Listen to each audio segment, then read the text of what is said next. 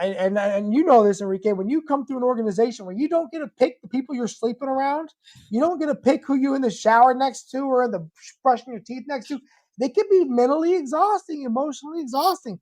And we bring all kinds of baggage, right? What you got, Enrique? Yeah, DEI has been a thing that, and that's funny because I sent you sent you a thing that I got in the I mail. saw Hey, that. I'm But But I don't knock the hustle, bro. I yeah, don't knock the hustle. I know what you're doing, and I yeah, respect you for doing it. You're a yeah. grinder. That's why you're on my advisory board. But the thing is, so those awards, DEI awards, and things like that, it's because I focus on educating people on the reality of what that is. And Mhm. so all of us served in one way or capacity in the military. That never came up. There's not one of the 26 years that I served that this was an issue for anything. It wasn't, right? So you was either qualified and in the seat, or you weren't qualified and out of the seat. And there was That's it. no pain. There was no, I mean, I'm sure there was some hurt feelings, right?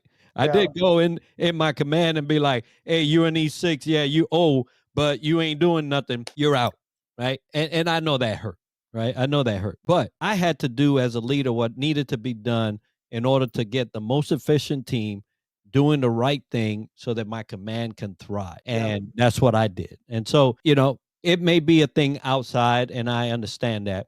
But the reframe of tonight was a good way of understanding that a little better. I will tell you, and Lisa, I know you're watching this. I know you can chime in because I called her. She was my immediate superior in command, CMC, right? So I'd call Lisa up, and I was like freaking out because look, what year did you retire, Enrique? 2015. 2015. Bro, I'm gonna tell you what. I became a CMC. 2016 was my first ship, but I could tell you guys horror stories of DEI, and I will tell you there's a lot of reasons why it got a lot of bad press, and it's made. I've seen people go through hell defending their name, defending, and on both sides. I've seen it be real, and I've seen it be unreal, right? I've seen both. I've been a victim of claims, and I've had to be the investigator of claims, right? I've seen it all, and I know Lisa has, and unfortunately, it's because humans can be mean, they can be evil, they can be selfish, they can they have a narrative, and for me, I've always been this way. I've always just called it out. I'd get in the chief's mess, I'd close the doors, and the most challenging conversations I would have is supplies got sailor of the quarter this month. Give me a freaking body, bro, because engineering can't have it every quarter or air can't have it every quarter. And that was the challenge. Gary, you can't do it like that, but I had to share the wealth, right?